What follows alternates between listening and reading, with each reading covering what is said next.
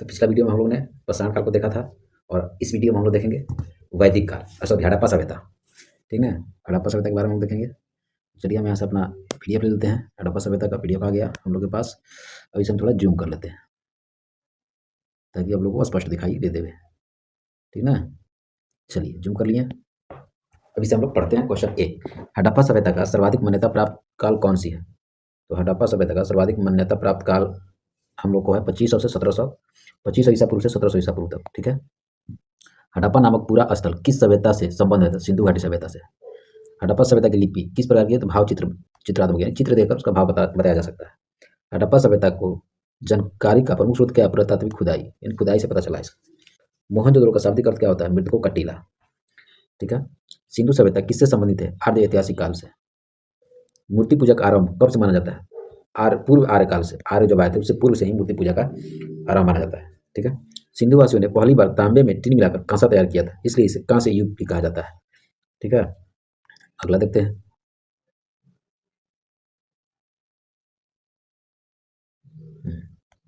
फिर हड़प्पा की समकालीन सभ्यता रंगपुर कहाँ स्थित है? तो सौराष्ट्र में। हड़प्पा संस्कृति का वो कौन सा स्थल है जहाँ दुर्ग तथा निचला नगर अलग अलग प्राचीरों से घिरा हुआ है? तो कालीबंगा। मोहनजोदड़ो एवं हड़प्पा सभ्यता का पुरातात्विक खुदाई किसके द्वारा की गई थी? सर जॉन मार्शल के द्वारा। हड़प्पा कालीन स्थलों में अभी तक किस धातु की प्राप्ति नहीं हुई है? लोहा का वहां से प्राप्त नहीं हुआ। बाकी सिंधु घाटी के लोग किसकी पूजा करते थे? मातृ देवी की पूजा करते थे। अगला है, उत्खनित प्रमाणों के अनुसार सिंधु सभ्यता का स्थल वनवाली जो हरियाणा में है, घग्गर और उसकी सहायक नदियों के घाटी में स्थित है।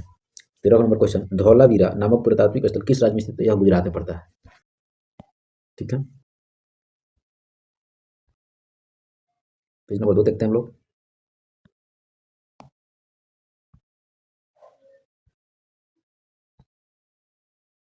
चलिए, हड़प्पा संस्कृति के संदर्भ में शैलकृत स्थापत्य के प्रमाण कहाँ से प्राप्त हुए थे? धौलावीरा से। हड़प्पा कालीन मोहरों का सर्वाधिक प्रचलित आकार क्या था? वर्गाकार। जो मोहर था वर्गाकार आकार का था। आधुनिक देवनागरी लिपि का प्राचीन रूप क्या है? ब्राह्मी लिपि। विश्व में सबसे पहले कपास की खेती का आरंभ कहाँ प्रारंभ की गई थी? तो भारत से ही शुरू हुआ था। सिंधु घाटी सभ्यता से संबंधित वृषभ मुद्रा किस पुरातात्विक स्थान से प्राप्त हुई थी? तो मोहनजोदड़ो से। मणपट्टिका पर उत्कीर्णित सिंगायुग देवता की मुहर कहाँ से प्राप्त हुई? कालीबंगा से। लेखन कला की प्रणाली विकसित करने वाली प्रथम प्राचीन सभ्यता सुमेरियन सभ्यता थी। लिखने की जो सभ्यता थी उसमें सबसे प्राचीन सभ्यता कौन सी है? सुमेरियन सभ्यता। अगला देखते हैं क्वेश्चन 20 नंबर क्वेश्चन। एक और है, सिंधु घाटी सभ्यता गैर आर्य सभ्यता थी क्योंकि यह नगरीय सभ्यता थी, जबकि आर्य मुख्यतः कृषि पर आश्रित थे। 20 नंबर क्वेश्चन, सिंधु घाटी सभ्यता को आर्यों से पूर्व की सभ्यता रखे जाने का महत्वपूर्ण कारक क्या था? मृदभांड। भारत में किस प्रकार के मृदभांड द्वितीय नगरीकरण के प्रारंभ के प्रतीक माने गए हैं? उत्तरी काले पॉलिस्कृत मृदभांड। भारत में चांदी की उपलब्धता के प्राचीनतम साक्ष्य किस सभ्यता से मिलते हैं? हड़प्पा सभ्यता में। हड़प्पा कालीन काल की मुद्राओं के निर्माण में मुख्यतः किस पदार्थ का उपयोग किया गया? शिलखंडी। ठीक है, अगला देखते हैं। एक ही क्वेश्चन इसमें।